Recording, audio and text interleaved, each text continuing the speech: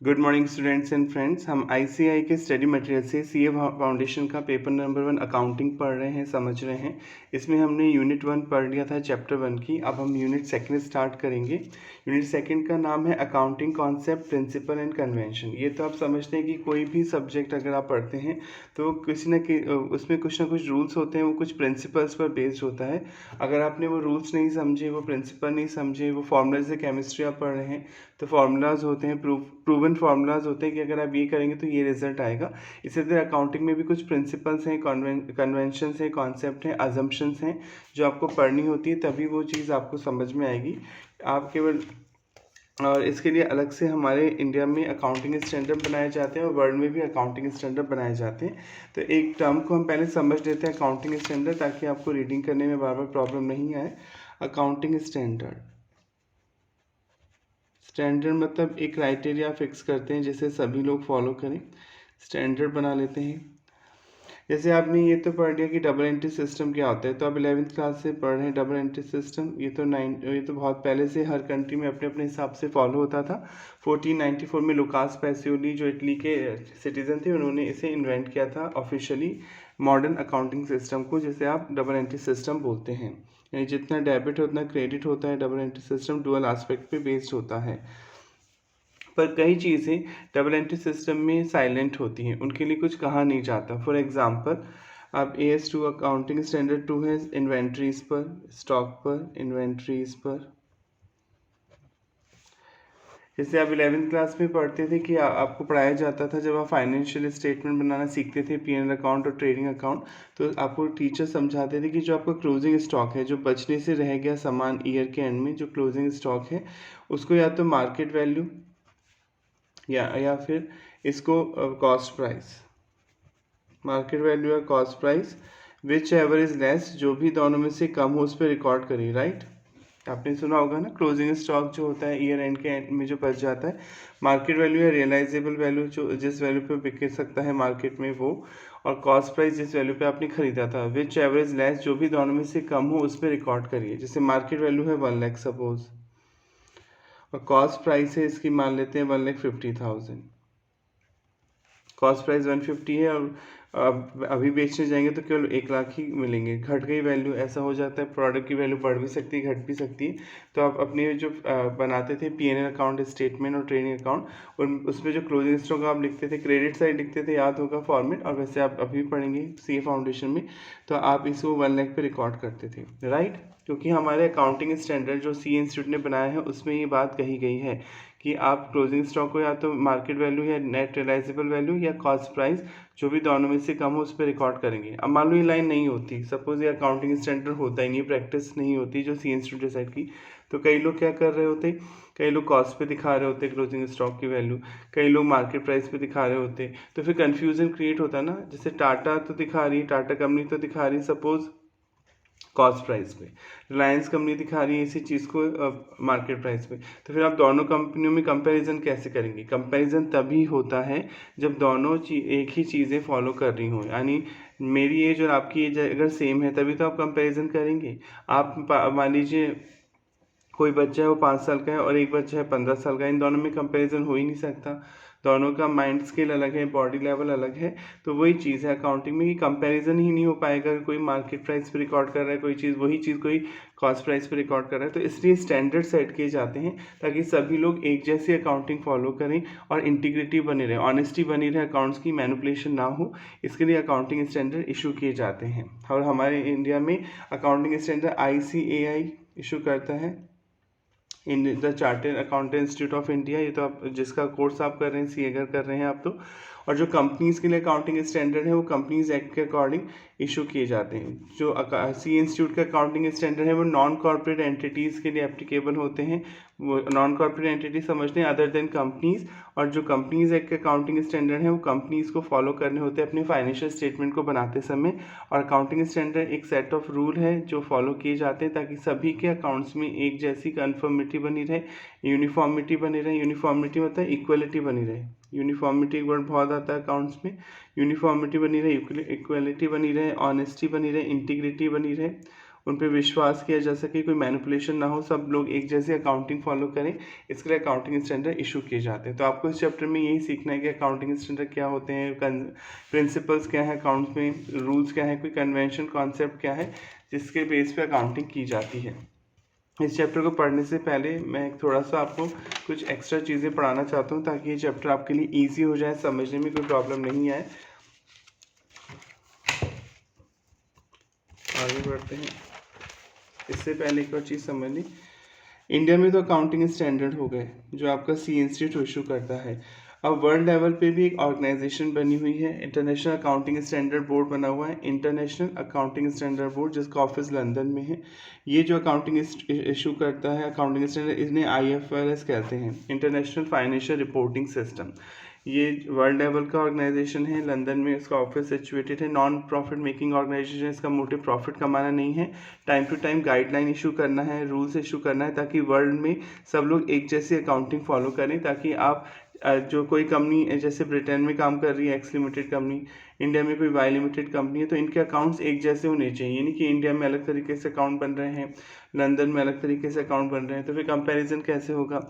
और प्लस अगर आपको जॉब करनी है लंदन में तो आप कैसे कर पाएंगे, अगर आपने पढ़ाई डिफरेंट की है, उस कंट्री में अलग तरह से अकाउंटिंग है, उस कंट्री में अलग तरह से अकाउंटिंग है, तो आप जॉब ही नहीं कर पाएंगे लंदन में, राइट। आपने वहाँ की अकाउंटिंग कभी पढ़ी नहीं। तो अकाउंटिंग रूल सेम होने चाहिए सभी कंट्रियों में, ताकि इक्वलिटी बनी रहे, कंपैरिजन आप कर सकें कि ये कंपनी अच्छा काम कर रही है कि ये कंपनी अच्छा काम कर रही है, दोनों इक्वल होंगे तभी तो कंपैरिजन करेंगे। अगर दोनों अलग तरह से rule set of rule follow कर रहे हैं तो कंपैरिजन नहीं होगा। तो वर्ल्ड लेवल पे एक ऑर्गेनाइजेशन है, ये IFRS बनाती है, इंटरनेशनल फाइनेंशियल रिपोर्टिंग स्टैंडर्ड। पहले इन्हें इंटरनेशनल अकाउंटिंग स्टैंडर्ड बोलते थे, इंटरनेशनल अकाउंटिंग स्टैंडर्ड बोलते थे। फिर 2001 में इनका नाम बदल के कर दिया गया, इनको हटा दिया गया, इनका जगह IFRS आ गए, IFRS आ गए, इंटरनेशनल फाइनेंशियल रिपोर्टिंग स्टैंडर्ड। और ये लंदन बेस्ड ऑर्गेनाइजेशन है जो पूरे वर्ल्ड लेवल पे बनाता है। तो बाकी सारे देशों में IFRS ही फॉलो होते हैं, बस एक अमेरिका है जहाँ पे उसने अलग से गैप बना रखे, generally accepted accounting principle. America में गैप फॉलो होते हैं, इन दोनों में तो वेरिएशन है, ये कुछ और बोलते हैं, ये कुछ और बोलते हैं। ज़्यादातर कंट्रीज़ में IFRS फॉलो होते हैं, हमारे इंडिया में भी IFRS को ध्यान में रखते हुए हमने इन्हें एज इट इज़ अडॉप्ट नहीं किया, क्योंकि हर कंट्री में एक बिजनेस करने की सिचुएशन चेंज होती है, इकोनॉमिक कंडीशन चेंज होती है, तो हमने इनमें थोड़ा बहुत चेंजेस किया है, सारे IFRS को एज इट इज़ अडॉप्ट नहीं किया, और हमने इंडियन AS बनाए हैं, इंडियन अकाउंटिंग स्टैंडर्ड, जो IFRS को ध्यान में रखते हुए बनाए गए हैं, यानी 90%, 99 या 90% आप बोल सकते हैं ये इससे मैच होते हैं। हाँ, कुछ टेक चीज़ें हैं जो हमने इंडिया के अकॉर्डिंग इसमें चेंजेस किए हैं। जैसे आप कार देखते हैं, इंडिया में कार में जो स्टीयरिंग होता है जिससे आप गाड़ी ड्राइव करते हैं, इंडिया में राइट साइड होता है, पर अगर आप फॉरेन कंट्री में जाएंगे वो लेफ्ट साइड होगा, राइट, वहाँ पे लेफ्ट साइड होता है, इंडिया में राइट साइड होता है कार का स्टीयरिंग व्हील जो आप स्टीयरिंग पकड़ते हैं। तो ये उस हर कंट्री में अलग हो गया, वहाँ की कंडीशंस के अकॉर्डिंग वहाँ लेफ्ट साइड ज़्यादा सूट हो रहा है, इंडिया में राइट साइड सूट हो रहा है, पर प्रॉब्लम तो किसी को भी नहीं आ रही, ठीक है। आप ड्राइवर में कंपैरिजन कर सकते हैं कि वो ड्राइवर अच्छा चला रहा है, लेफ्ट साइड है स्टीयरिंग, या राइट साइड वाला अच्छा चला रहा है, तो कंपैरिजन हो जाएगा। आप इसके बेस पे नहीं कह सकते कि दोनों में बहुत ज़्यादा ज़मीन आसमान का फ़र्क है। तो ऐसे ही IFRS में जो चीज़ें लिखी गई हैं उन्हें एज इट इज़ तो हमने अडॉप्ट नहीं किया, क्योंकि इंडिया की कंडीशन अलग है, बिजनेस करने के रूल्स अलग हैं, लॉज अलग हैं थोड़े इंडिया में। हाँ, हमने इनका 90% एज इट इज़ इन्हें अडॉप्ट किया, उसमें थोड़े बहुत चेंजेस किए हैं हमने इंडिया के अकॉर्डिंग। तो IFRS सारी कंट्रीज़ में फॉलो होते हैं वर्ल्ड में, बस एक USA United state of America, वहाँ पे गैप होते हैं, gap generally accepted accounting principle. अब हम पढ़ लेते हैं, फिर आपके मॉड्यूल से हम रीड करेंगे, ध्यान से पढ़िए, अगर कोई प्रॉब्लम है तो बताइएगा।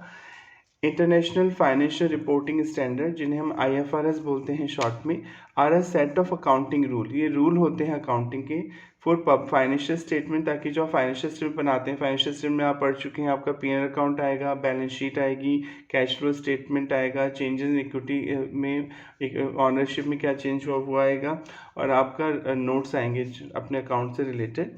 तो फाइनेंशियल स्टेटमेंट बनाते समय जो रूल्स फॉलो किए जाते हैं उन्हें इंटरनेशनल फाइनेंशियल रिपोर्टिंग स्टैंडर्ड बोलते हैं। और पब्लिक कंपनियों को ही फॉलो करने होते हैं ज़्यादातर रूल। क्यों? प्राइवेट कंपनी को क्यों नहीं करने होते? क्योंकि पब्लिक कंपनी में ही तो पब्लिक का पैसा लगा होता है। कल को पब्लिक कंपनी आपका पैसा लेके भाग जाए तो पब्लिक को नुकसान होगा।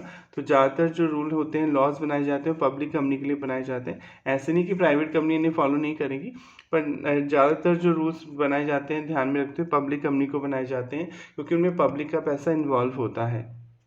दैट आर इंटेंडेड, जो कि बनाए जाते हैं इस account financial reporting standard to make them consistent, ताकि रेलेवेंट होना चाहिए। जो कंसिस्टेंट मतलब रेलेवेंट, यानी जो इन्फॉर्मेशन आप देना चाहते हैं वही दें आप फाइनेंशियल स्टेटमेंट में। ट्रांसपेरेंट होनी चाहिए, इनमें कोई मैनिपुलेशन नहीं होनी चाहिए, ट्रांसपेरेंट साफ साफ गड़बड़ी नहीं होनी चाहिए, ट्रांसपेरेंट होनी चाहिए एंड ईजिली कंपेरेबल होनी चाहिए अराउंड द वर्ल्ड। आप पूरे वर्ल्ड में किसी कंपनी के अकाउंट्स अपने देश की किसी कंपनी से कंपेयर कर सकते हैं। अगर आप एक जैसा बिजनेस कर रहे हैं, जैसे एक्स लिमिटेड है, ये लंदन में कपड़े का बिजनेस करती है, वाई लिमिटेड इंडिया में कपड़े का बिजनेस करती है, तो हम इन दोनों के अकाउंट में कंपैरिजन कर सकते हैं कौन सी कंपनी ज़्यादा अच्छा प्रॉफिट कमा रही है, कौन सी कंपनी ज़्यादा अच्छी सिचुएशन में चल रही है, क्योंकि दोनों एक जैसे सेट ऑफ अकाउंट फॉलो करते हैं। तो IFRS एक सेट ऑफ अकाउंटिंग रूल होते हैं जो वर्ल्ड लेवल पे फॉलो किए जाते हैं। The IFRS is issued by international accounting standard board IASB। ये कौन बनाता है? IASB, international accounting standard board. इसका ऑफिस लंदन में भी आगे पढ़ेंगे आप। The IFRS system is sometime confuse with international accounting standard, भी समझ लेते हैं कई लोग इनको, पर इंटरनेशनल अकाउंटिंग स्टैंडर्ड हट चुके हैं। 2001 में इनकी जगह IFRS आ गए। Which are the oldest standard that IFRS replace in 2001। यानी पहले IFRS से पहले जो चलते थे वर्ल्ड लेवल पे, उन्हें आप इंटरनेशनल अकाउंटिंग स्टैंडर्ड्स बोलते थे। 2001 में इन्हें रिप्लेस करके IFRS बनाए गए, international financial reporting standard. International financial reporting standard IFRS वर क्रिएटेड, बनाए गए थे टू ब्रिंग कंसिस्टेंसी मतलब रेलेवेंट इन्फॉर्मेशन वो आपको दें, यानी बैलेंस शीट में एसेट लायबिलिटीज़ कितनी है वो आपको बताएं।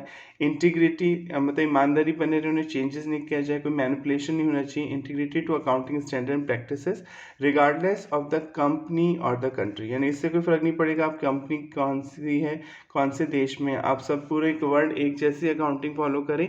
इनमें ध्यान में रखते हुए इंटरनेशनल फाइनेंशियल रिपोर्टिंग स्टैंडर्ड बनाए गए थे। ये आप अपनी सी इंटर में पढ़ेंगे अपनी पढ़ाई में, और सी फाइनल में तो बहुत डीप में पढ़ेंगे।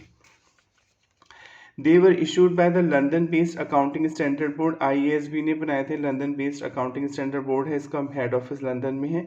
एंड एड्रेस रिकॉर्ड कीपिंग, इसे बताएगा कि रिकॉर्ड कैसे रखेंगे आप अकाउंट्स के, अकाउंट रिपोर्टिंग कैसे होगी, and other aspect of financial reporting के बताए गए। The IFRS system replace the international accounting standard को रिप्लेस किया 2001 में, उससे पहले इंटरनेशनल अकाउंटिंग स्टैंडर्ड चलते थे। IFRS foster greater corporate transparency, इनका मोटिव है इंक्रीज करना कॉर्पोरेट ट्रांसफर। कॉर्पोरेट मतलब कंपनीज के अकाउंट ट्रांसपेरेंट होने चाहिए, ट्रांसपेरेंट मतलब उन्हें गड़बड़ी नहीं होनी चाहिए, वो जो चीज़ बताना चाह रहे हैं आपके अकाउंट वही पब्लिक को प्रॉपर तरीके से इन्फॉर्मेशन आनी चाहिए। ट्रांसपेरेंसी समझते हिंदी बोलते हैं पारदर्शिता, कि कोई गड़बड़ी नहीं है, आपके अकाउंट्स बिल्कुल प्रॉपरली सही हैं रूल्स के according. IFRS not use by all countries, for example सारी कंट्री यूज़ नहीं करती हैं वर्ल्ड में IFRS। US में, यूनाइटेड स्टेट्स में क्या है, use generally accepted accounting principle, वहाँ गैप यूज़ किए जाते हैं। इन दोनों में भी वेरिएशन होता है, इतना वो डीप में आप CA फाइनल में पढ़ेंगे।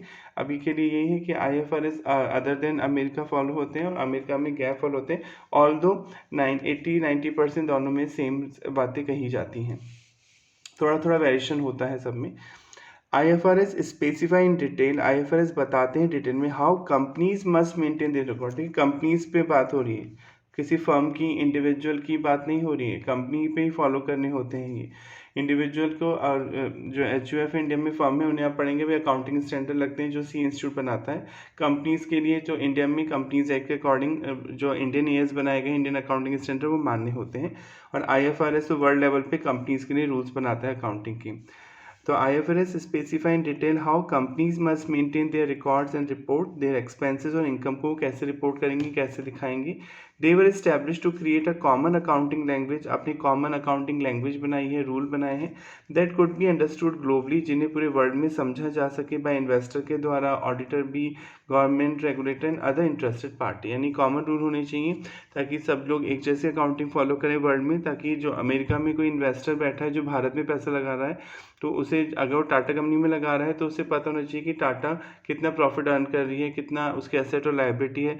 और ऐसा तभी होगा जब एक जैसे अकाउंटिंग आप फॉलो करेंगे, क्योंकि उसने एजुकेशन कहाँ से लिए, इन्वेस्टर ने ब्रिटेन से। तो ब्रिटेन में जो अकाउंटिंग फॉलो हो रही है वो इंडिया में फॉलो हो रही है, तभी आप इजीली कंपैरिजन कर पाएंगे कि कौन सी कंपनी बेटर है, इन्वेस्टर भी, ऑडिटर भी, गवर्नमेंट भी।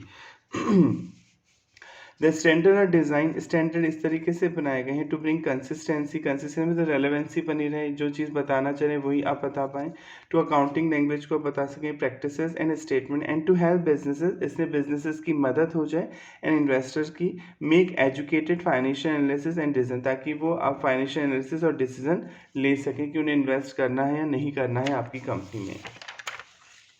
अभी इंडियन स्टैंडर्ड की बात करेगा पैरा। इंडियन एएस यानी Indian accounting standard stand for Indian accounting standard बोलते हैं, and are converge standard for international financial reporting standard. ये कन्वर्ज स्टैंडर्ड, कन्वर्ज का मतलब होता है हमने एज इट इज़ अडॉप्ट नहीं किया है, ऑल्दो ये सारे इंडियन अकाउंटिंग स्टैंडर्ड IFRS पे बेस्ड हैं, और 90% वही बातें लिखी हुई इंडियन अकाउंटिंग स्टैंडर्ड में जो IFRS में लिखी गई हैं, पर हमने इन्हें एज इट इज़ अडॉप्ट नहीं किया, क्योंकि हमारे देश की कुछ बिजनेस कंडीशन अलग है, हमारे देश में लॉज अलग हैं, तो थोड़ी हमारे जो कंपनीज एक्ट में लिखा हो वही फॉरेन के किसी कंपनीज एक्ट में लिखा हो, तो थोड़े बहुत हमने इनमें चेंजेस किए हैं। कन्वर्ज का मतलब होता है एज इट इज़ अडॉप्ट नहीं किया है हमने। In simple term, Indian accounting standard came into existence to meet मतलब fulfill करना, to fulfill the requirement of IFRS, यानी इंडियन अकाउंटिंग स्टैंडर्ड बनाए गए हैं IFRS जो है वर्ल्ड लेवल पे जो इंटरनेशनल फाइनेंशियल रिपोर्टिंग है, इनको ध्यान में रखते हुए हमने इंडियन एएस को डेवलप किया है। The government of India, Bharat सरकार, इन कंसल्टेशन विद ICAI के साथ डिस्कस किया है, the Institute of Chartered Accountant of India decided to converge and not to adopt IFRS issued by International Accounting Standard Board, and Indian AS are converged standard for IFRS, that is IFRS not adopted as it is। हमने as it is adopt नहीं किया, नहीं, converged system बनाया है हमने। 13 changes have been made, हमने कुछ changes किए हैं इन IFRS considering the economic environment of the country, क्योंकि हमारी कंट्री में इकोनॉमिक एनवायरनमेंट अलग है, रूल्स रेगुलेशन लॉज के थोड़े अलग हैं। These differences are due to differences in application accounting principle and practice and economic condition prevailing in India, क्योंकि इंडिया में थोड़ी प्रिवेलिंग जो कंडीशन है, रूल्स रेगुलेशन थोड़े से अलग हैं दूसरे देशों से, तो उनके अकॉर्डिंग हमने थोड़े बहुत चेंजेस किए हैं, ऑल्दो 90% सिमिलरिटी है दोनों में। Indian accounting standard, Indian as were issued by central government of India, issue करती है Indian accounting standard under the supervision and control of accounting standard board ASB of ICAI, यानी supervision जो करता है इसको IAS international accounting standard board को जो देखते हुए हमने इंडियन एएस बनाए हैं, ये भारत सरकार इशू करती है इंडियन एएस, ठीक है, पर इस पर सुपरविजन निगरानी कौन रखता है? सी इंस्टीट्यूट का बोर्ड है जिसे हम अकाउंटिंग स्टैंडर्ड बोर्ड है, वो निगरानी रखता है कि ढंग से बने हैं, ढंग से फॉलो कर रही हैं कंपनियां, उसको प्रॉब्लम तो नहीं आ रही। And in consultation with the national advisory committee बनी हुई है और अकाउंटिंग स्टैंडर्ड बोर्ड नेकस, यानी सेंट्रल गवर्नमेंट दोनों से बातचीत करती है, नेकस जो नेशनल एडवाइजरी कमेटी है उससे सलाह लेती है और ICAI इंस्टीट्यूट से सलाह लेती है, और उसके बाद इंडियन अकाउंटिंग स्टैंडर्ड इशू किए जाते हैं। नेशनल एडवाइजरी कमेटी और अकाउंटिंग स्टैंडर्ड नेकस बोलते हैं शॉर्ट में, रिकमेंड मतलब सुझाव देता है, these standard to the ministry of corporate affair, MCA ministry of corporate affair है, जिसकी ये साइट है जो कंपनीज को रेगुलेट करती है, ऑफिस सारी कंपनीज को। Then MCA ministry of corporate affair has to spell out, बताता है accounting standard applicable for companies in India, यानी मिनिस्ट्री ऑफ कॉर्पोरेट अफेयर जो है वो रिस्पॉन्सिबल है कि जो भी कंपनीज हैं इंडिया में उन्हें कौन कौन से अकाउंटिंग स्टैंडर्ड फॉलो करने हैं। डिफरेंट अकाउंटिंग स्टैंडर्ड होते हैं, डिफरेंट ट्रीटमेंट होते हैं कि ये होगा तो कैसे अकाउंटिंग की जाएगी, अगर ये होगा तो कैसे अकाउंटिंग की जाएगी एक्सेट्रा, तो उन्हें कैसे रिपोर्ट करना है फाइनेंशियल स्टेटमेंट बनाते टाइम, ये बताता है आपका MCA ministry of corporate affair.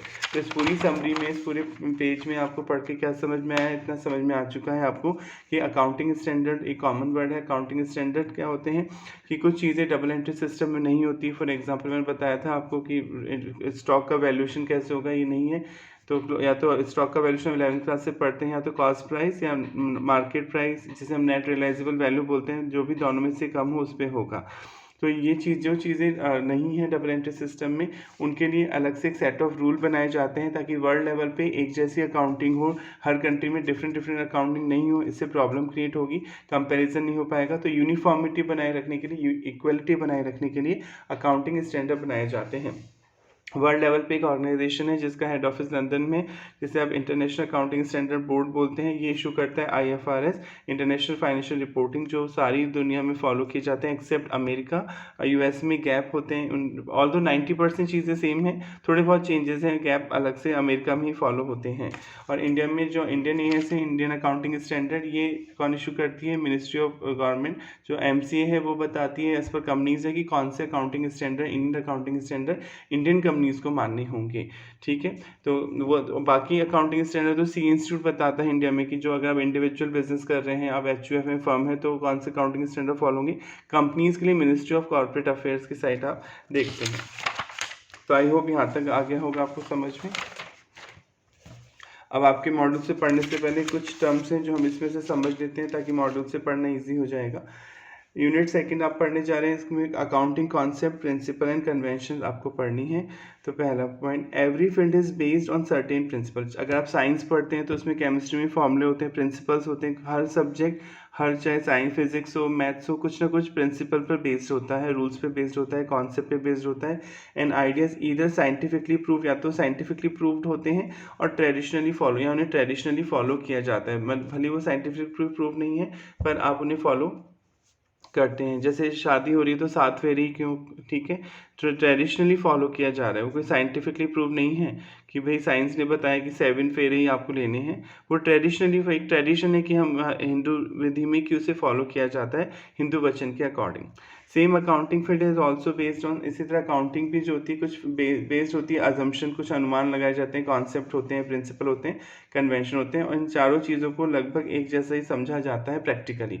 चाहे आप कॉन्सेप्ट बोल लें, प्रिंसिपल बोल लें, कन्वेंशंस बोल लें, एक जैसा समझते हैं। थोड़ा बहुत थ्योरी में डिफरेंस होता है पर प्रैक्टिकली इन वर्ड को इंटरचेंजेबली यूज़ किया जाता है। आप कॉन्सेप्ट बोल लें, चाहे प्रिंसिपल बोल लें, या कन्वेंशंस बोल लें। Accounting principles, concept and convention commonly known as generally accepted accounting principle, इन्हें गैप बोलते हैं। ये अमेरिका वाला गैप नहीं है, नॉर्मल अलग से, वो तो अलग चीज़ है, US वाला जो आपने पढ़ा। इन्हें हम जनरली एक्सेप्टेड अकाउंटिंग प्रिंसिपल या गैप्स बोलते हैं शॉर्ट में, क्योंकि जनरली एक्सेप्टेड है, पूरे वर्ल्ड में एक जैसे प्रिंसिपल होते हैं। डेबिट, ऑस्ट्रेलिया में जो चीज़ डेबिट रूल है वो इंडिया में डेबिट रूल है ना, पर्सनल अकाउंट का, कि रिसीवर को डेबिट करते हैं आप और गिवर को क्रेडिट करते हैं, तो पूरे वर्ल्ड में एक जैसी चीज़ें फॉलो हो रही हैं। तो इन सबको हम जनरली एक्सेप्टेड अकाउंटिंग प्रिंसिपल या गैप बोलते हैं। और द बेसिक रूल, ये बेसिक रूल होते हैं दैट डिफाइन द पैरामीटर, जो बताते हैं पैरामीटर और कांस्टेंट रुकावटें with in which accounting operate, जिसमें रहकर आप अकाउंटिंग करेंगे। वो पैरामीटर, वो सिद्धांत बताते हैं, वो रूल्स बताते हैं, वो दायरा बताते हैं, कांस्टेंट मतलब एरिया, कि जहाँ पे आप अकाउंटिंग करेंगे। These principles are theory based, ये थ्योरी होती है अकाउंट्स की, of accounting, on the basis of which financial statements are prepared, जिनके बेस पे फाइनेंशियल स्टेटमेंट आप बनाते हैं। इन अदर वर्ड, दूसरे शब्दों में हम क्या बोल सकते हैं? वी कैन से दैट, हम ये कह सकते हैं दैट दे आर गाइडलाइन, एक तरह से गाइडलाइन होते हैं, दिशा निर्देश। जैसे आपको गाइडलाइन बताई जाती है ना, कोई काम करना है नया, तो आपको समझ में आया तो आप भाई पहले ऐसे जाइए, फिर ऐसे करिए, फिर ऐसे करिए, एक गाइडलाइन बनाई जाती है, जिसे SOP बोलते हैं आप, स्टैंडर्ड ऑपरेटिंग प्रोसीजर। किसी काम को करने का पर्टिकुलर एक तरीका होता है, तो गाइडलाइन, दिशा निर्देश होते हैं, इन्हें SOP बोलते हैं आप, standard operating procedure for preparing the financial statement. यानी एक तरह से guide, principle, convention, ideas, assumption, guideline है अकाउंटिंग करने के लिए, आपको बताती हैं कि किस तरह से फाइनेंशियल स्टेटमेंट आपको बनाने हैं। इन इंडिया, भारत में, the Institute of Chartered Accountant of India, जिसे आप ICAI बोलते हैं शॉर्ट में, हैज़ इशूड, करता है अकाउंटिंग स्टैंडर्ड बनाता है, टू स्टैंडर्डाइज, स्टैंडर्ड मतलब इक्वालिटी बनी रहे द अकाउंटिंग प्रैक्टिसेस में, सब लोग एक जैसे अकाउंटिंग करें, adopted to prepare financial statement. Presently, the accounting standard issued by ICAI are applicable, वो applicable होते हैं on non-corporate enterprises। जो सी इंस्टीट्यूट अकाउंटिंग स्टैंडर्ड बनाता है वो non corporate enterprises, firm non corporate मतलब इसमें इंडिविजुअल भी आ गए, फर्म भी आ गए, HUF भी आ गए, उन सब पे एप्लीकेबल है। और कंपनीज को जो अकाउंटिंग स्टैंडर्ड फॉलो करने वो ministry of corporate affair issue करता है, राइट, जिन्हें आप इंडियन बोलते हैं। The accounting standard notified under the companies act 2013, जिन्हें हम इंडियन एएस बोलते हैं शॉर्ट में, are applicable mandatory on companies. ये कंपनीज को फॉलो करने होते हैं। ये सी इंस्टीट्यूट इशू नहीं करता, अभी आपने पढ़ा था।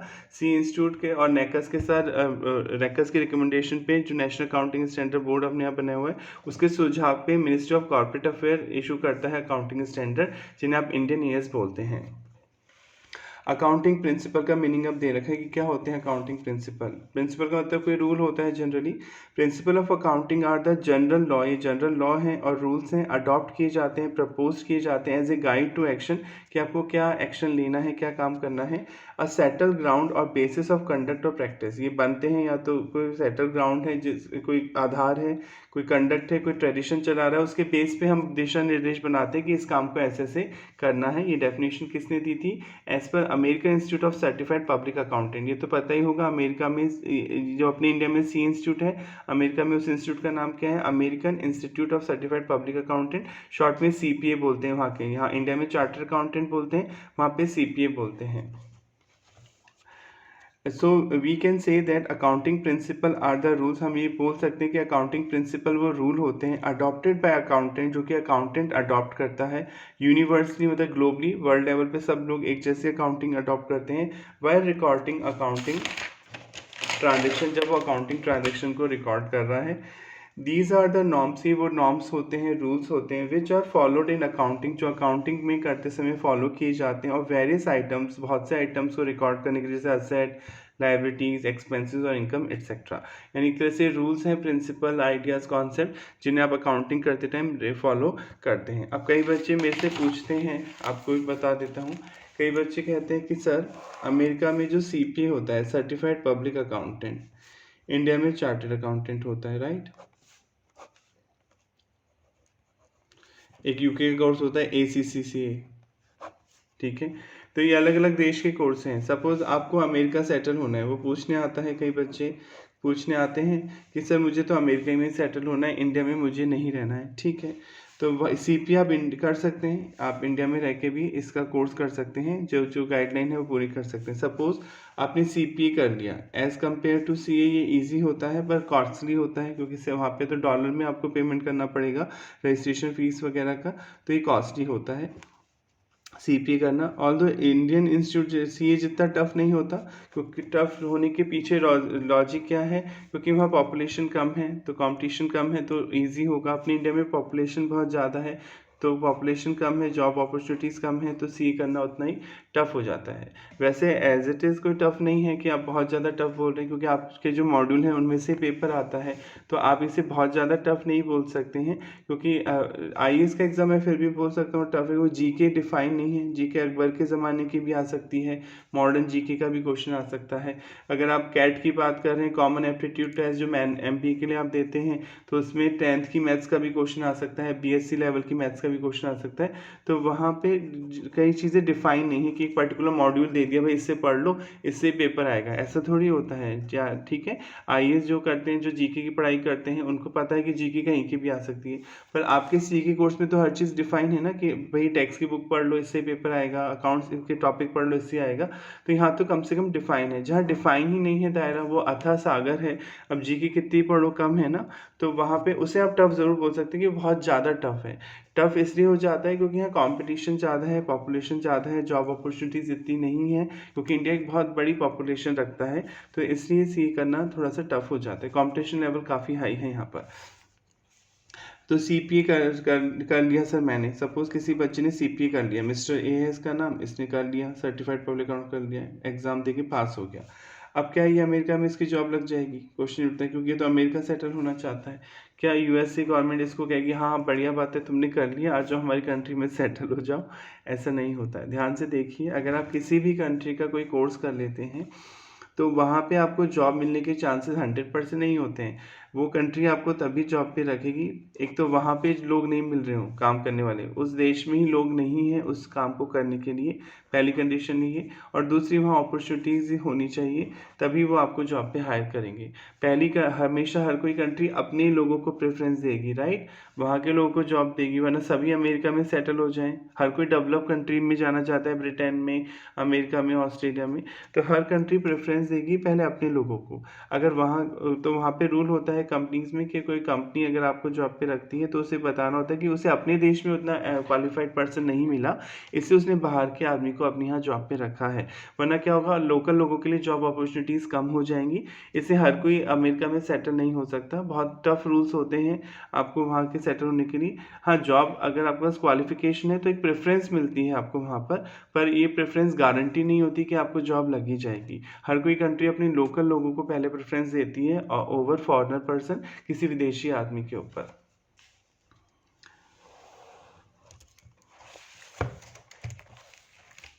चलिए अब आगे बढ़ते हैं। Principle are classified into two category. जो प्रिंसिपल्स होते हैं वो दो कैटेगरी में बांटे जाते हैं।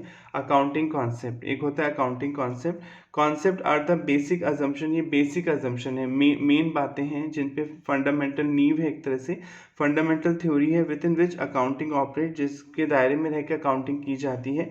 And which has a universal application, universal मतलब ग्लोबली एप्लीकेशन है, हर जगह एक जैसी अकाउंटिंग होती है। On which transaction are recorded, जिनके बेस पे ट्रांजेक्शन किए जाते हैं। And financial statement are prepare, financial statement बनाए जाते हैं। तो अकाउंटिंग कॉन्सेप्ट भी वही प्रिंसिपल्स का ही पार्ट है कि ये अकाउंटिंग करने के तरीके होते हैं और ग्लोबली एक्सेप्टेड मेथड्स होते हैं जिनके बेस पे अकाउंटिंग की जाती है। It is important to follow, इन्हें फॉलो करना ज़रूरी है अकाउंटिंग कॉन्सेप्ट को, because it enable the user, अब वो आपको इस लायक बना देते हैं, इनेबल कर देते हैं, योग्य बना देते हैं ऑफ द यूज़र। और फाइनेंशियल स्टेटमेंट, जो फाइनेंशियल स्टेटमेंट को यूज़ कर रहे हैं, जो चाहे क्रिएटर हो चाहे डेटर हो, आपने पढ़ा था interested party financial statement, government हो, ऑनर हो, मैनेजमेंट हो, जो जिन्हें फाइनेंशियल स्टेटमेंट समझने हैं, टू अंडरस्टैंड वो समझ सकते हैं then better and in the same manner, better तरीके से, और सभी एक तरीके से अकाउंटिंग कर रहे हैं। Next, accounting conventions. Accounting convention का मतलब बता रखा है, accounting convention are the outcome of accounting practices और प्रिंसिपल, जो फॉलो किए जा रहे हैं सालों साल से किसी भी जगह, उनका जो रिजल्ट होता है वो अकाउंटिंग कन्वेंशन होता है, being followed by the enterprises over a period of time.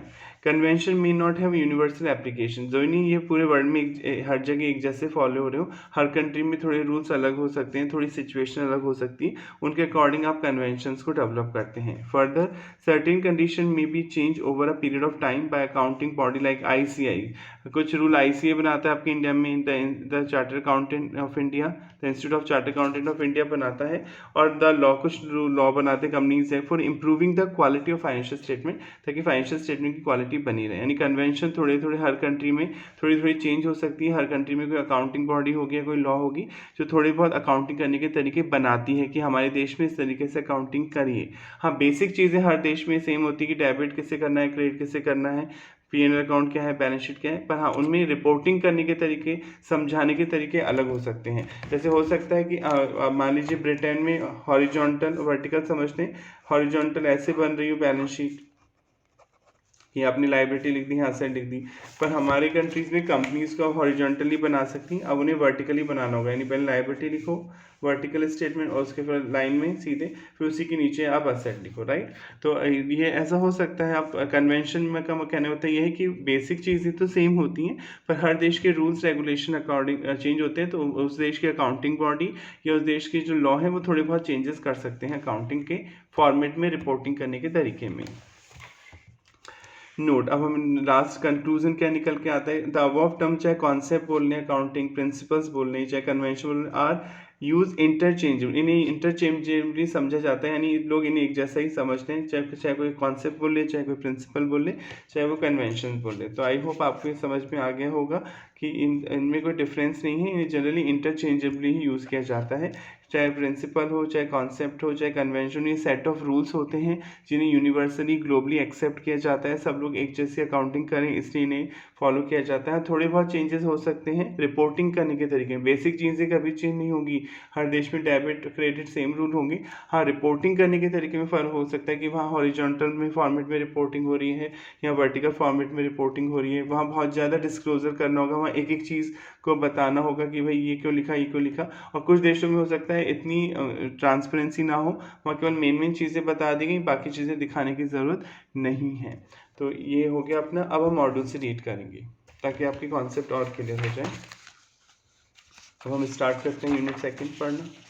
अब आपको फटाफट समझ में आ जाएगा, ज़्यादा हार्ड नहीं लगेगा। देखिए, इंट्रोडक्शन। लेट अस इमेजिन, हम एक सिचुएशन का इमेजिन करते हैं। A situation where you are a proprietor, आप एक मालिक हैं, and you take copies of your books of account to 5 different accountant. आप 5 अकाउंटेंट को देते हैं कि भैया मेरी बिजनेस की अकाउंटिंग करो, मेरा प्रॉफिट और लॉस निकाल के बताओ।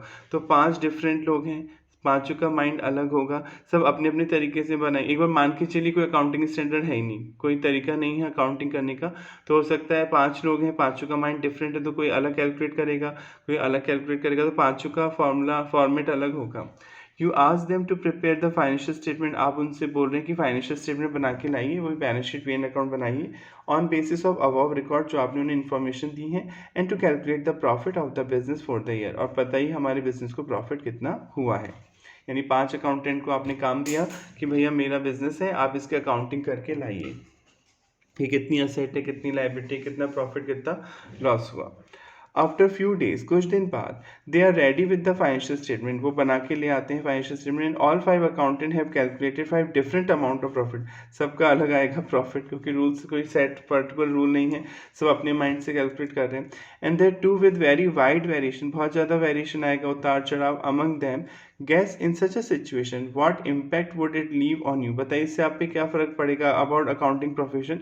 आप सोचेंगे अकाउंटिंग प्रोफेशन तो अजीब है, इसमें हर कोई अपना माइंड चलाता है, कोई कुछ कहता है, वो कह रहा है उस 10 लाख प्रॉफिट हुआ, कोई कह रहा है 8 लाख प्रॉफिट हुआ, हर कोई अपने अपने रूल बनाता है, तो ये कोई सही प्रोफेशन नहीं है। अकाउंटिंग प्रोफेशन के बारे में फिर नेगेटिविटी बढ़ेगी अगर एक जैसे रूल फॉलो नहीं करेंगे आप। तो जैसे आप सीबीएसई में पढ़ाई कर रहे हैं, सीबीएसई बोर्ड में आप पढ़ रहे हैं 12th में, या स्टेट बोर्ड में पढ़ें, तो सीबीएसई बोर्ड में जो बुक दिल्ली में पढ़ाई जा रहा है, जो सिलेबस, वही तो जयपुर में पढ़ाया जाएगा, वही मुंबई में पढ़ाया जाएगा। ये थोड़ी कि मुंबई में कोई और बुक चलेगी, अलग सिलेबस चलेगा, जयपुर में अलग चलेगा, दिल्ली में अलग चलेगा, तो फिर अलग अलग कन्फ्यूज़न होगा, फिर आप डाउट करेंगे पता नहीं कैसा बोर्ड है, हर स्टेट में अलग हो जाती हैं इसकी किताबें। टू अवॉइड दिस सिचुएशन को अवॉइड करने के लिए generally accepted set of rule बनाए जाते हैं ताकि हर सब लोग एक जैसे रूल फॉलो करें, हैव बीन डेवलप, बनाए गए। These generally accepted set of rule provide unity of understanding, इनसे यूनिटी आती है, यूनिफॉर्मिटी बनती है, एक जैसे अकाउंटिंग फॉलो करते हैं तो अंडरस्टैंडिंग बढ़ती है। Unity of approach in practice of accounting, आप प्रैक्टिस में इन्हीं रूल्स को फॉलो करते हैं, and also in better preparation presentation of the financial statement बनते हैं। Accounting is the language of business, आप पढ़ चुके हैं लैंग्वेज ऑफ बिजनेस है, बिजनेस में क्या हो रहा है इसको बताती है accounting. Financial statement prepare bye accountant communicate financial information, आप बताते हैं to various stake holders. Stake holder बताया था जिसका आपकी कंपनी में इंटरेस्ट है, वो शेयर होल्डर भी हो सकता है, जिसने पैसे लगाया, वो क्रेडिटर भी हो सकता है जिसने उधार दिया, यानी ऐसा कोई भी पर्सन जिसका आपकी कंपनी में इंटरेस्ट होता है। अगर आपकी कंपनी फेल होती है तो उसको नुकसान होगा, जैसे बैंक ने लोन दिया तो आपकी कंपनी डूबी तो बैंक का लोन रिकवर नहीं होगा, तो बैंक भी क्या है कि स्टेक होल्डर है। और शेयर होल्डर तो कौन होता है, जिसके पास शेयर होते हैं। स्टेक होल्डर वो होता है जिसका कंपनी में कोई ना कोई इंटरेस्ट होता है, फॉर डिसीजन मेकिंग दे सकें। Therefore it is important that, ये बहुत ज़रूरी है, financial statement prepare by different organization, की जो डिफरेंट ऑर्गेनाइजेशन है जो फाइनेंशियल स्टेटमेंट बना रही हैं, should be prepare uniform base, uniform मतलब इक्वल बेसिस पे बनाए, वरना फिर कंपैरिजन कैसे होगा। टाटा अलग अकाउंटिंग कर रही है, रिलायंस अलग कर रही है, कोई और कंपनी अलग कर रही है, तो आप कंपैरिजन नहीं कर पाएंगे कौन सी कंपनी सही चल रही है, कौन सी सही नहीं चल रही, अगर एक जैसे रूल फॉलो नहीं करेंगे। Also there should be consistency, consistent relevant होना चाहिए over a period of time, consistency होनी चाहिए, मतलब लास्ट ईयर आपने जैसे अकाउंटिंग की वही इस साल करोगे, ऐसे थोड़ी लास्ट ईयर कुछ और तरह से अकाउंटिंग की, इस साल कुछ और तरह से अकाउंटिंग कर रहे हैं, नेक्स्ट ईयर कुछ और तरीके से अकाउंटिंग कर रहे हैं। कंसिस्टेंसी होनी चाहिए, रेलेवेंट बने रहना चाहिए।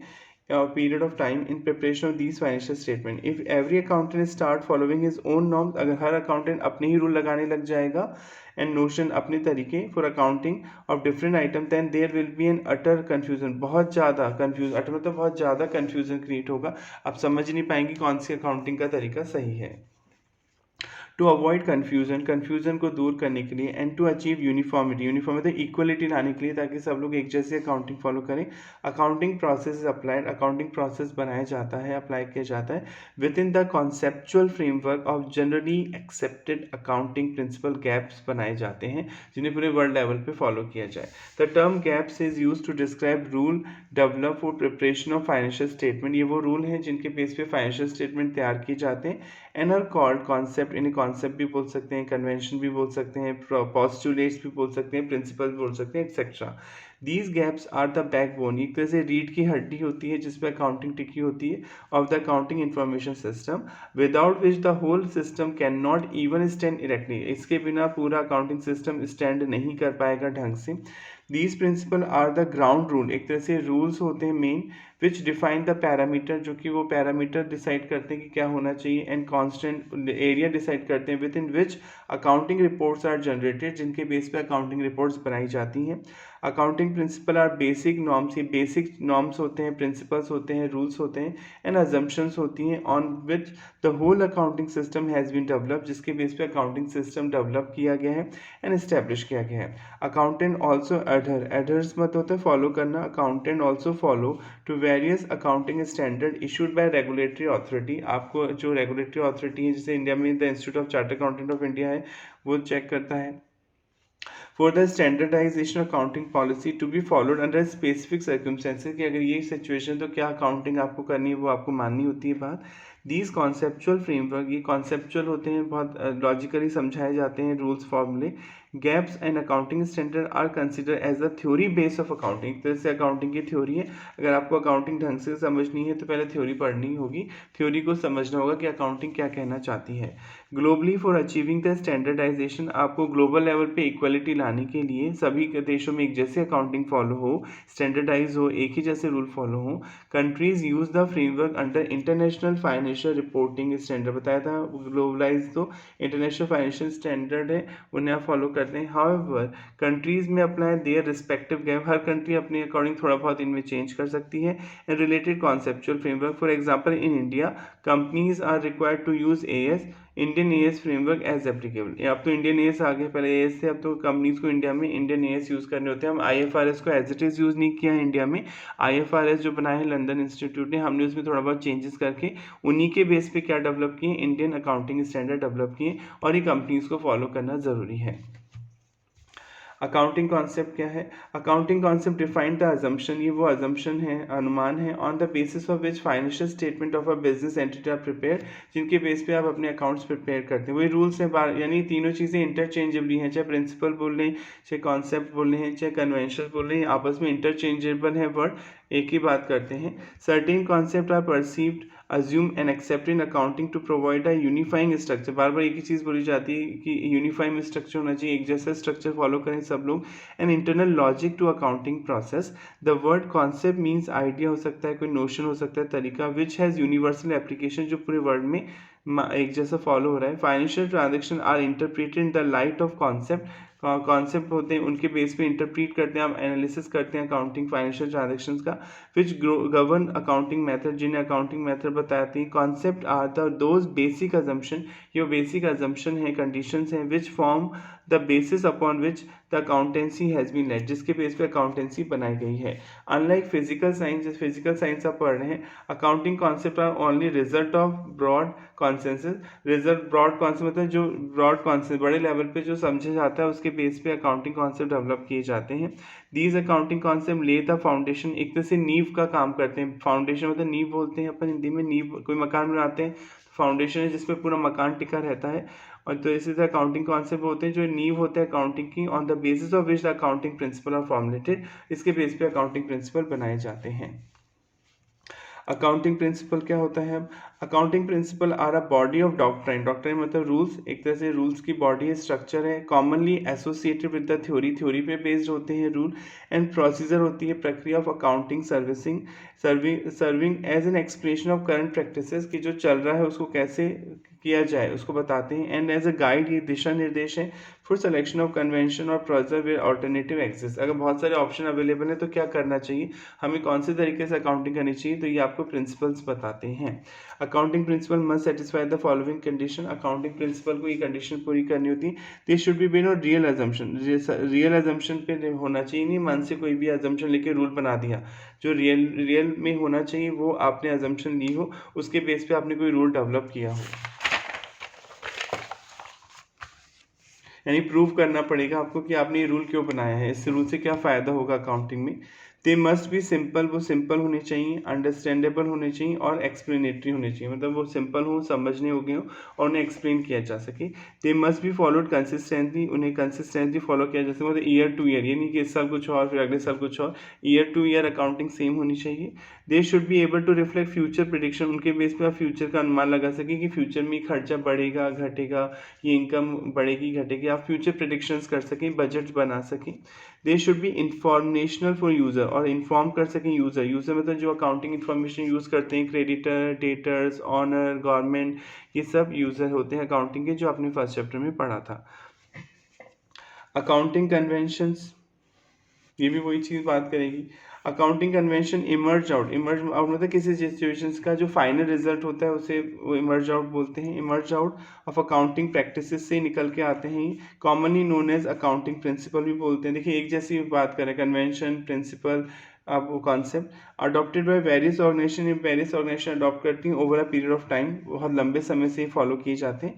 दीज कन्वेंशन आर डिराइव मतलब रिसीव करना किसी से, बाय यूसेज एंड प्रैक्टिस, मतलब ये जो कन्वेंशन बनती हैं ये प्रैक्टिस से बनती हैं, ये थ्योरी पे बेस नहीं होती, जैसे जैसे फॉलो कर रहा है वैसे वैसे आप फॉलो कर रहे हैं। जैसे आपके फादर एक रेड कॉपी यूज़ करते थे अपनी डे टू डे की खर्चों को रिकॉर्ड करने के लिए, आप भी वो रेड कॉपी यूज़ कर रहे हैं, राइट। ऐसा लॉजिक थोड़ी कि रेड कलर की कॉपी को यूज़ कर रहे हैं आप ग्रीन क्यों नहीं कर सकते, ये फॉलो हो गया कि भैया ठीक है कि आप फॉलो कर रहे हैं उस चीज़ को। The accountancy bodies of the world may change any of the convention to improve the quality of accounting information। आप अगर कोई आपको क्वालिटी लगता है कि कोई कन्वेंशन गलत फॉलो हो रही है तो आप उसे चेंज कर सकते हैं। Accounting convention need not have universal application, line बहुत इंपॉर्टेंट है, इनकी यूनिवर्सल एप्लीकेशन नहीं होती, हर कंट्री अपने हिसाब से थोड़ी बहुत अकाउंटिंग कन्वेंशन बनाती है उस देश की परिस्थिति के अकॉर्डिंग। जरूरी नहीं कि इस देश में ऐसा रूल है तो उस देश में भी ऐसा ही रूल होगा। इन द स्टडी मटेरियल, हम जो ये स्टडी मटेरियल पढ़ रहे हैं, द टर्म अकाउंटिंग कॉन्सेप्ट बोल लें, चाहे आप अकाउंटिंग प्रिंसिपल बोल लें, चाहे आप अकाउंटिंग कन्वेंशन बोल लें, हैव बीन यूज इंटरचेंजेबली। देखिए इंटरचेंजेबली यूज़ किया जाता है, यानी एक ही जैसी बात मानी जाती है, to mean those basic point of agreement on which financial accounting theory and practice are founded. मतलब एक ही जैसी बात है, चाहे प्रिंसिपल बोल लें, चाहे कन्वेंशन बोल लें, चाहे आप इन्हें कॉन्सेप्ट बोलें, ये इंटरचेंजेबली यूज़ होंगे, एक ही चीज़ कह रहे हैं। और कंक्लूजन क्या है, ये लोग ये कहना चाह रहे हैं कि कुछ रूल्स होते हैं, सेट ऑफ रूल्स होते हैं, कुछ अजम्पशंस होती हैं जिनके बेस पे अकाउंटिंग की जाती है, जिन्हें आप अकाउंटिंग प्रिंसिपल, अकाउंटिंग कॉन्सेप्ट या अकाउंटिंग कन्वेंशंस आप बोलते हैं। आई होप आपको यहाँ तक समझ में आ गया होगा। अगर कोई डाउट आ रहा है तो प्लीज़ आप पूछ लीजिएगा। अब हम फर्स्ट चैप्टर रिवाइज कर लेते हैं, लास्ट जो उसके क्वेश्चन बचे थे, ताकि आपका रिवीजन भी होता रहे time to time. 5 minutes daily हम लास्ट के पॉइंट्स भी रिवाइज क्या करेंगे। फर्स्ट चैप्टर में कुछ क्वेश्चन रह गए थे शायद, हाँ। थ्योरी क्वेश्चन पढ़ते हैं, पेज नंबर 28 पे थ्योरी क्वेश्चन है, डिफाइन अकाउंटिंग क्या है और इसके सबफिट क्या है। वैसे आप पढ़ चुके हैं पर इन्होंने आंसर दे रखा है, इसमें रीड कर देता हूँ, सुनने से बार बार याद हो जाता है। तो आप जितना सुनेंगे कोई चीज़ वो आपको लर्न होगी, और जितना लिखेंगे। Accounting is art of recording, आप रिकॉर्ड करते हैं किसी चीज़ को, सबसे रिकॉर्डिंग होती है, फिर क्लासीफाइंग करते हैं, फिर समराइज करते हैं in a significant manner in terms of money. जिन ट्रांजेक्शन को मनी में मेजर किया जाता है उन्हें रिकॉर्ड करते हैं। Transaction event which are in part at least of financial character जिन्हें पैसे मेजर किया जा सके, एंड इंटरप्रीटिंग द रिजल्ट निकालते हैं thereof. Various subfield accounting के ब्रांचेस होती हैं, सबफील्ड होती हैं, जो हम रहता है financial accounting, management accounting, cost accounting, social responsibility का accounting and human resource accounting. दूसरा थ्योरी क्वेश्चन है, who are the user of accounting information को कौन कौन यूज करता है? स्टेक होल्डर, जिनका कोई इंटरेस्ट है। User of accounts can be listed, investor use करते हैं, जिसने पैसे लगाया उसे तो पता ही होना चाहिए ना कितना प्रॉफिट और लॉस हो रहा है एम्प्लॉय को। Landers, supplier and creditors, customer, government and other agencies, public and management. Define briefly relationship of accounting with account का रिलेशनशिप बताइए। इकोनॉमिक्स से पढ़ा था आपने, स्टेटिक्स एंड लॉ, ये तो आप पीछे से मैं पढ़ा चुका हूँ, लास्ट वीडियोस आप देख सकते हैं, काफ़ी लंबा टॉपिक है। Discuss the limitation which must be kept in mind while evaluating the financial statement. आपको अकाउंटिंग की लिमिटेशन बतानी है, कमियाँ बतानी है जो हम किसी भी फाइनेंशियल स्टेटमेंट को पढ़ते समय ध्यान में रखते हैं। ये इंपॉर्टेंट है समझने। लिमिटेशन मतलब कमियां होती हैं, which must be kept in mind, आपको जिन्हें माइंड में ध्यान में रखना होता है। While evaluating the financial statement को अगर आप समझ रहे हैं, इवेल्युएट कर रहे हैं, मूल्यांकन कर रहे हैं कि जो फाइनेंशियल स्टेटमेंट रिजल्ट बता रहा है वो सही है गलत है, तो आपको इन लिमिटेशंस को ध्यान में रखना होता है। The factor which may be relevant in assessing the worth of the enterprises don't find place in accounts as they can not measure in terms of money. कई चीज़ें अकाउंट में रिकॉर्ड नहीं होती हैं क्योंकि उन्हें मनी में मेजर नहीं किया जा सकता। जैसे कोई एम्प्लॉय है, बहुत इंटेलिजेंट है, 15-20 साल से आपके यहाँ जॉब कर रहा है, उसमें बहुत नॉलेज है, अगर वो आज जॉब छोड़ दे तो आपकी कंपनी को नुकसान होगा क्योंकि उतने अच्छे डिसीजन लेने वाला आदमी आपको नहीं मिलेगा। तो उस आदमी की क्या वैल्यू है आपकी ऑर्गेनाइजेशन में, वो हम रिकॉर्ड ही नहीं कर सकते क्योंकि आप ईमानदारी को, आप काम करने के तरीकों को मनी में नहीं मेजर कर सकते। तो अकाउंटिंग की एक कमी ये है कि ये उन चीज़ों को रिकॉर्ड नहीं कर पाती जो वर्थ तो रखती हैं, जो वैल्यू तो होती है, पर उसको मनी में एक्सप्रेस नहीं किया जाएगा तो वो नहीं रिकॉर्ड होगा। Balance sheet shows the position of the business on the day it's preparation. आपने पढ़ा था बैलेंस शीट एक दिन की सिचुएशन बताती है, जिस दिन आप उसे बनाने जा रहे हैं, वो फ्यूचर की सिचुएशन नहीं बताती। And on the future date while the user of account are interested, जबकि जो पैसा लगाने जा रहा है आपकी कंपनी में वो इंटरेस्टेड होता है in knowing the position of the business in the near future, कि आपकी फ्यूचर में क्या पोजीशन होने वाली है। And also in long run and not for the past date. उसे पास्ट से मतलब नहीं होता। जैसे मैं आज टाटा कंपनी में पैसा लगाना चाहता हूँ तो मैं जानना चाहूँगा कि टाटा फ्यूचर में क्या क्या करने जा रही है, ताकि जो मेरा पैसा है जो शेयर में खरीदूँ उनकी वैल्यू बढ़े, ताकि फ्यूचर में मुझे उन शेयर को बेचकर उन पर अच्छा प्रॉफिट मिल सके। तो हर आदमी ये जानना चाहता है कि फ्यूचर में क्या होगा, पर बैलेंस शीट फ्यूचर की सिचुएशन तो नहीं बताएगी। बैलेंस शीट तो एक दिन की सिचुएशन बताएगी, इस दिन आपकी लायबिलिटी ये है और इस दिन आपकी एसेट है। ठीक है। अकाउंटिंग इग्नोर चेंजेस सम मॉनिटरी फैक्टर लाइक इन्फ्लेशन। महंगा इन्फ्लेशन को ध्यान में रखा नहीं जाता अकाउंटिंग करते टाइम। जैसे आपने 10 साल पहले कोई एसेट खरीदी थी, 10 साल पहले आपने एक बिल्डिंग खरीदी थी, सपोज 10 करोड़ की। आज इस बिल्डिंग की वैल्यू हो गई, लैंड, सपोज लैंड है, लैंड खरीदी थी 10 करोड़ की 10 ईयर अगो, 10 साल पहले की बात है। आज ये 10 करोड़ की बिल्डिंग मान लेते हैं 150 करोड़ की हो गई, तो बैलेंस शीट में आप 150 करोड़ दिखाएंगे क्या वैल्यू? नहीं। हम पढ़ चुके हैं अकाउंटिंग हिस्टोरिकल कॉस्ट पे होती है, जिस वैल्यू पे आपने उस एसेट को खरीदा उसी वैल्यू पे तो दिखाओगे। आज भी लैंड आप जब बैलेंस शीट बनाएंगे, ये एसेट है लैंड आपके लिए, तो आप इसे 10 करोड़ पे दिखाएंगे क्योंकि इस कॉस्ट पे दिखाना होता है। अब प्राइसेस में जो चेंज हो रहा है, इन्फ्लेशन, महंगाई के अकॉर्डिंग प्राइसेस बढ़ते हैं चीज़ों के, सर्विसेज के, तो ये वैल्यू नहीं दिखाई जाएगी। जबकि वैल्यू सही ये है ना, 150 करोड़ की है आज तो वो ज़मीन, पर अकाउंटिंग बोलती है कि आप कॉस्ट पे ही करिए, तो इन्फ्लेशन को रिकॉर्ड नहीं किया जाता है अकाउंटिंग में। ये भी एक कमी है कई मनी फैक्टर्स को। There are occasion when accounting principle conflict with each other. कई बार ऐसा होता है कि जो अकाउंटिंग प्रिंसिपल हैं वो आपस में कॉन्फ्लिक्ट कर रहे होते हैं। जैसे एक एक्रूअल कॉन्सेप्ट होता है और एक प्रूडेंसी कॉन्सेप्ट होता है। अभी आप पढ़ेंगे सेकंड चैप्टर में। एक्रूअल कॉन्सेप्ट 11 से पढ़ रहे हैं कि चाहे वेदर एक्सपेंस इंकर्ड और नॉट, और वेदर इनकम रिसीव्ड और नॉट, इफ सच एक्सपेंस और income relate to the current financial year then such income expense have to be recorded in books of account. चाहे एक्सपेंस हुआ हो या नहीं हुआ हो, चाहे इनकम मिली हो या नहीं मिली हो, उन्हें आप बुक्स में रिकॉर्ड करते हैं ड्यू बेसिस पे। एक्रूअल बेसिस बोले, ड्यू बेसिस पे सारे ट्रांजैक्शन रिकॉर्ड होते हैं। क्योंकि प्रूडेंस अप्रोच ये बोलती है कि आप इनकम को तभी रिकॉर्ड कर रहे हो जब वो मिल जाए, मिलने के 100% चांसेस हो। ऐसा थोड़ी कि आप ड्यू हो गई, आपने किसी को सामान बेचा रवि को, आज आपने अभी पैसे तो मिले नहीं, रियलाइज तो हुए नहीं पैसे, तो आप उसे अभी मत मानो इनकम। तो दोनों कॉन्फ्लिक्ट कर रहे हैं। ये बोल रहे हैं कि आप ड्यू बेसिस पे करो ट्रांजेक्शन, ये बोल रहे हैं कि एक्सपेंसेस को तो रिकॉर्ड कर लेना चाहिए पर इनकम को तभी रिकॉर्ड करना चाहिए दे आर रियलाइज, जब आपको लग रहा है कि वो मिल ही जाएगी, रियलाइज हो जाएगी। तो कॉन्फ्लिक्ट हो रहे हैं आपस में। तो कई बार अकाउंटिंग प्रिंसिपल भी आपस में कॉन्फ्लिक्ट करते हैं।